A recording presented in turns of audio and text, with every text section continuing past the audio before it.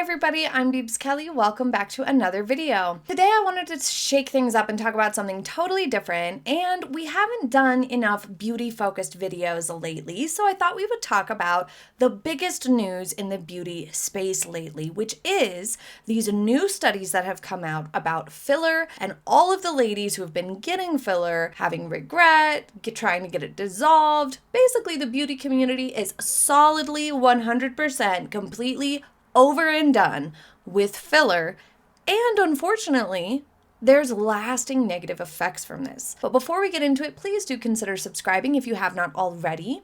I put out fashion videos every Friday, lots of royal updates, and occasionally beauty videos here and there. And when you subscribe, you make sure you do not miss any upcoming videos, and leave a comment if you would like to for the algorithm. If you don't know what to comment, just comment filler or a yellow heart, whatever you want. So if you don't know, recent studies have found that the filler most commonly used in the lips, but also in the cheeks, the chin, sometimes other areas of the face as well, even across the nose bridge is pretty popular.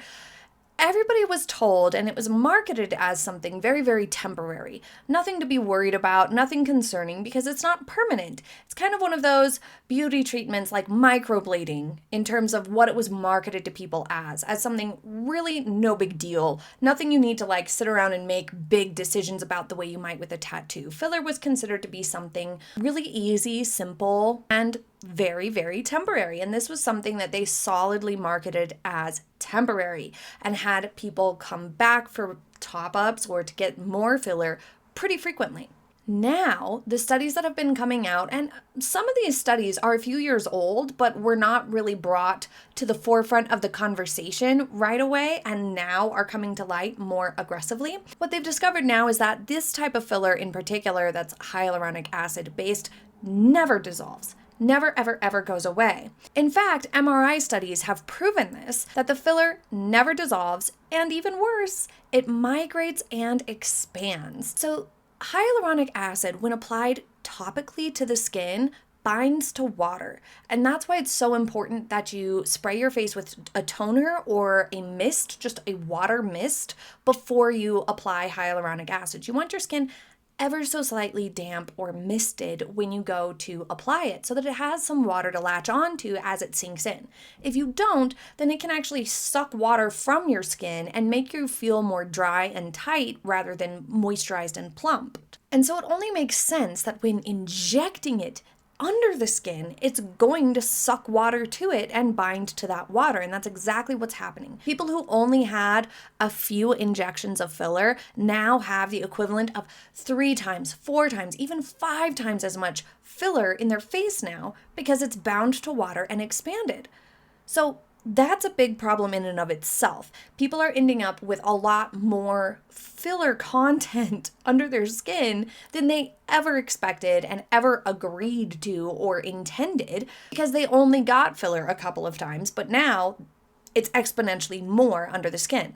And this complicates things further because that means you're not only having more substances under your skin and your face floating around, but it's also distorting the appearance. It's making the areas look bigger than you wanted them to, which then not only ages you, but is creating this phenomena called pillow face, where you look puffy and swollen sort of in the face because of this effect of the filler expanding. It's almost like a sponge under the skin. And when it expands and you end up with this like overfilled look or this pillow face look, the next problem that everybody has found that they're experiencing is when you go to get it dissolved. Firstly, that's kind of a misnomer. Apparently, it can never be fully dissolved 100%. There will always still be some remnants of this substance under your skin once it's been placed there. Or if ever they were to figure out a way to get rid of it more, then these people are left with loose skin. Essentially, people who have had their lip filler dissolved, even though it's not 100% gone, they've gotten a majority of it dissolved,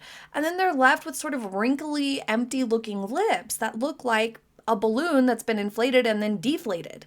It's not an attractive look, per se, and definitely not what these people expected. Additionally, this migration element to the filler, it moving to other places, is something that we've seen a lot of around the lip area. And there's a filled looking area or sort of like rim around the lip outside of the line of the lip, where it's puffy there as well, that is lip filler having moved away from the actual borders of the lip skin. But it's moving all over the place. It's getting into areas that it's not supposed to be, even into the lymphatic system. It's interfering with other structures of the face and just generally looking weird. Having your filler migrate to other areas of your face is creating a look that's not what you had in mind or pictured when you went and got filler. Now, I can't speak from experience. I've never had filler of any kind, but I can understand and sympathize with these people who are experiencing complications that they had no warning would happen. And this is what the real problem is. Oftentimes in the beauty industry, even in the health industries, surely in other industries too, we are marketed things that are not solidly tested yet, and more importantly, we haven't seen the long-term consequences of them. We don't know what's going to happen in 10 years to people who are getting filler in their 20s. We just haven't seen it yet. Sometimes people are looking for a quicker fix, and that's especially prevalent in the beauty industry because people are used to being able to put makeup on and see a hugely transformative effect immediately. And so it would seem that the beauty industry is especially vulnerable to irresponsible advertising and marketing. But if those studies weren't alarming enough, we've already seen appearance problems developing with filler over the last few years.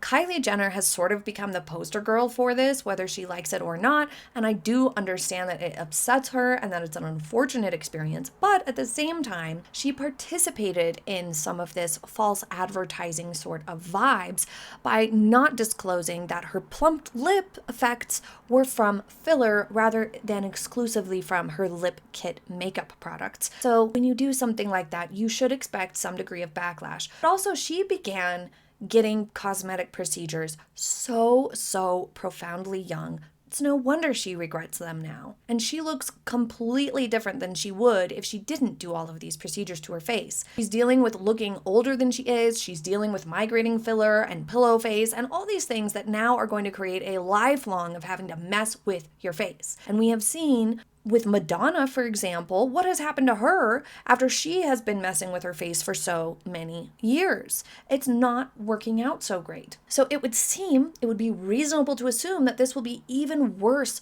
for the ladies who are doing even more procedures, even younger. These sorts of overfilled looks and overdone faces are going through the exact same thing that all trends, fashion trends, beauty trends, hairstyle trends, all of it go through over time.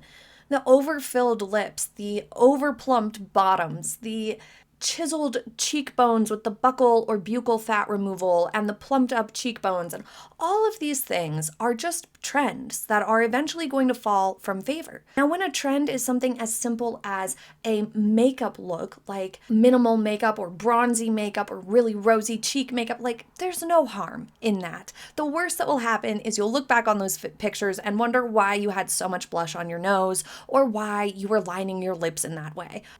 It's just a trend and it's just makeup. It's nothing permanent. But when we have beauty trends that involve permanent things, like tattooing your eyebrows, getting filler injected under your skin, starting Botox too young, these sorts of things have lasting effects. And that's where it's a real problem and why I think it's important to discuss and move this conversation into a different space. We've seen this time and time again with beauty trends, somewhere in between the very permanent long-term consequences that these sorts of injections clearly have, that we have recently begun discussing more commonly, and something benign like makeup or skincare trends. We have other things that are kind of in between that, right? It's sort of a sliding scale. Things like the overly done extensions where you have this just huge, thick, and heavy hair. There were some repercussions of that. Lots and lots of ladies discovered that their natural hair never grew back the same, came back really, really weak, unable to grow their hair super long, fragile and breaking all the time because of the tension and weight from those extensions. The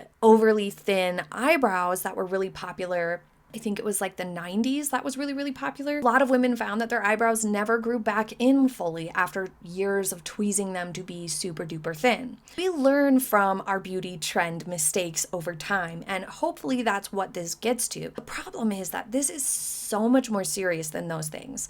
Yes, not getting your eyebrows to grow back fully or your hair not growing back fully are tragic and really unfortunate consequences of those trends, but this seems to be even worse because it can migrate into structures like your lymphatic system, and that's directly connected to your immune system, so that's pretty serious.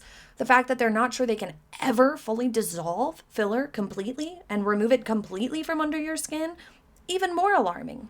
The fact that it stretches out whatever area it's been injected into and leaves it with lasting consequences where it'll look sort of empty and wrinkly afterwards and deflated, that it makes you look older. It's creating new problems for the face rather than solving them. There's so many implications to these women getting it done too early, too young, not to mention the general risk and dangers of a cosmetic procedure at all.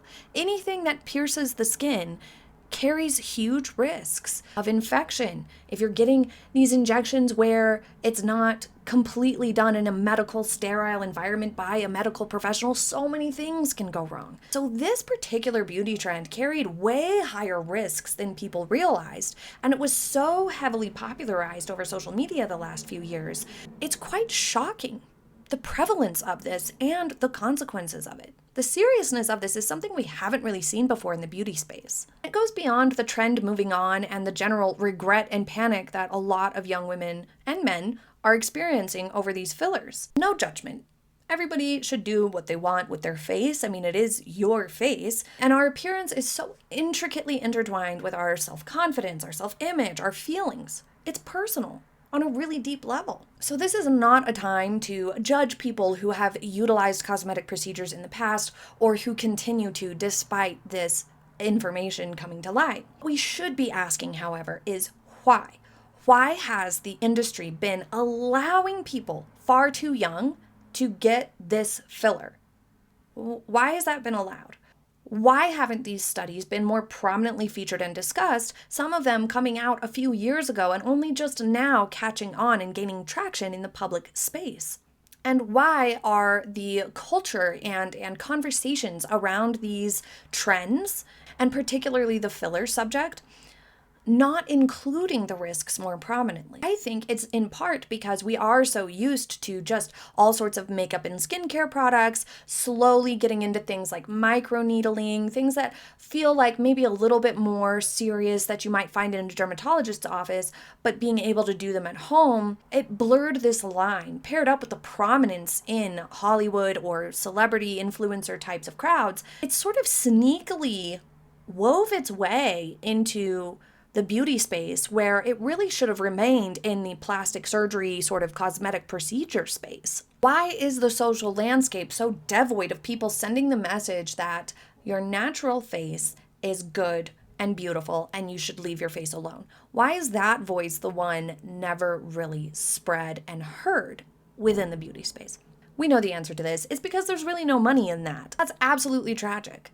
The single most important and best beauty advice I ever got when I was young and super impressionable, I was so young I don't even remember where I read it, was to not mess with your face too much. It influenced me very strongly. It was this makeup artist. She was super glamorous, makeup artist to the stars and runway models, and she was just very, very glamorous and fabulous. And she said, do not change the face. There's beauty in everyone's face the way it is. Makeup should only highlight your features and showcase what you love most. The subject should be as natural looking as possible. If you want a bold lip or a bold eye, fine. But apart from that, the rest of it should not be changing the person's face. The goal of makeup and the beauty industry is not to completely change the person's face. That is more a costume industry.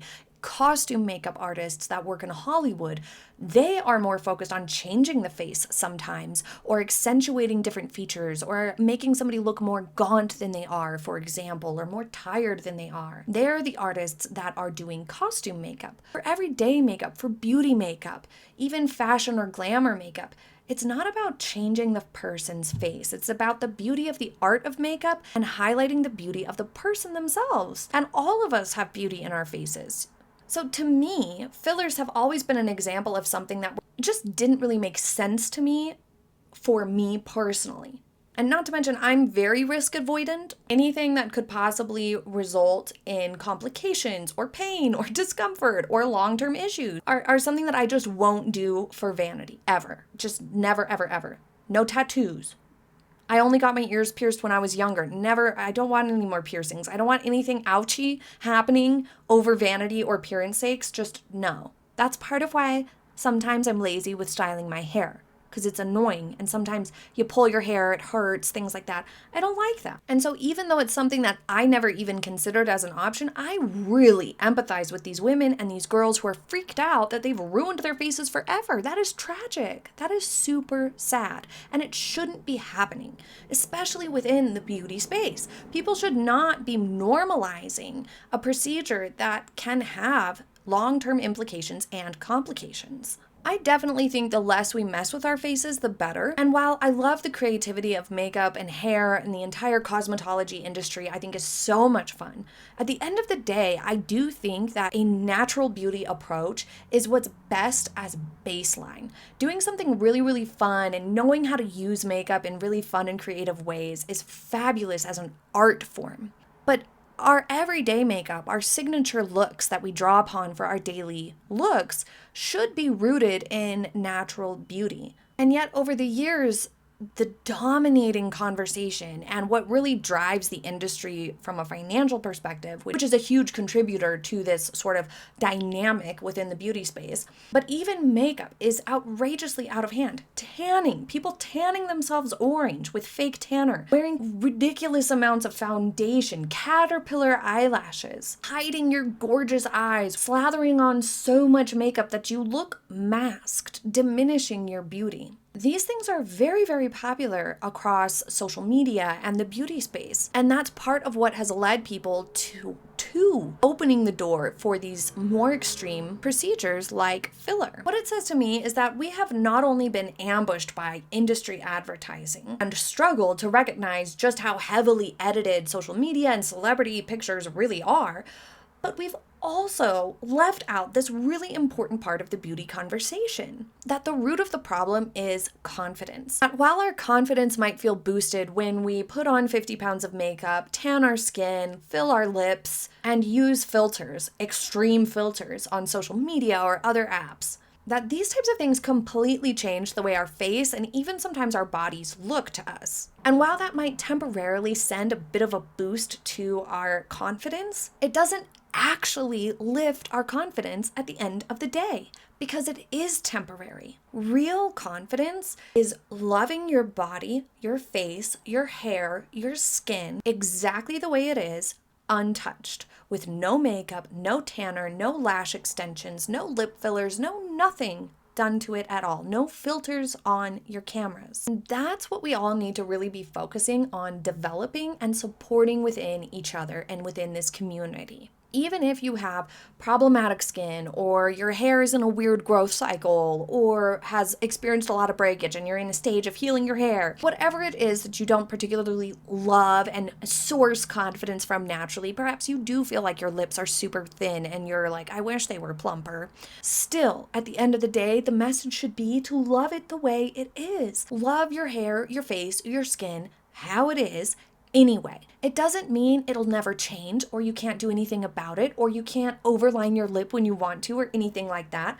But you should have a foundation of confidence with your natural self and natural beauty. The structure you have in your face, the balance your face has. Find the beauty in it, in your natural hair and your natural beautiful eyes, the way it is. Often, as a makeup artist, as a cosmetologist, even in the pageantry world, I noticed people looked so incredibly beautiful with all their unique features in their face the way it was. I love looking at the variety of features that we all have. They are all so beautiful and unique and different.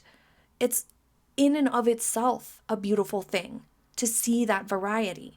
And that's another thing that these cosmetic procedures and these makeup trends take from us. They take from us the opportunity to tailor our makeup look to our faces and features the way they are and really focus on developing a signature look that's custom for us, but also it has resulted, a lot of people comment, in people trying to just all look the same. This sort of almost like Kim Kardashian or Kylie Jenner template of the overplumped and super snatched contouring and the center part all slicked down aggressively, all of that. People trying to just emulate that. It's only one version of beauty. And I'm not saying that anybody who has these features is not beautiful. They are. But trying to change ourselves to squish into that standard is robbing ourselves of the opportunity to feel confident with our own beauty and love our own beauty and champion our own look and our own face shapes and balance and features and celebrate them. While filters and makeup do not carry the risk that fillers or tanning does, even fake tanner carries its own risks. But even the benign makeup trends and filters that don't necessarily have like physical implications potentially for our health or like long-term things the way filler does, it still masks the real you and psychologically does not help boost our confidence. In fact, it feeds into the insecurities. It can leave people feeling like they can only be present on social media with a huge, heavy amount of makeup, orange skin, and filters. So all of these things still mask the real you and thus inhibit us from developing true confidence and self-love that is so essential in life. I've noticed for a lot of people, it's almost like a sort of cycle, like it snowballs, where you kind of only feel confident and comfortable out in the world or on camera or on social media presences when the makeup is on or when the orange tanner is on or when the filters are used, and the absence of them makes you feel insecure. There is a causality there. And makeup is really powerful. Oftentimes people with a lot of fillers still look relatively good for quite some time, especially with the power of makeup and contouring sort of controlling the effect.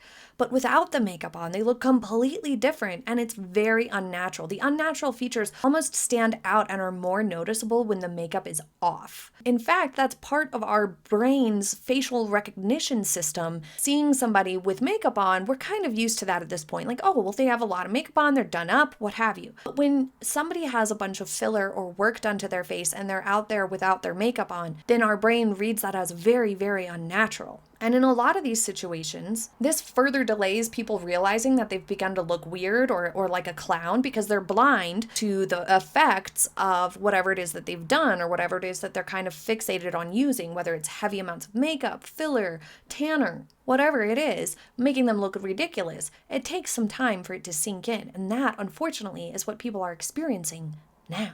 Eventually, they're like, what have I done? And they're embarrassed or they regret it, or worse, they're tragically depressed at this irreversible damage that they have done to their faces or their lips or their skin. It's sad. It shouldn't be happening. You'll spend so much more time in life without makeup on than with it on.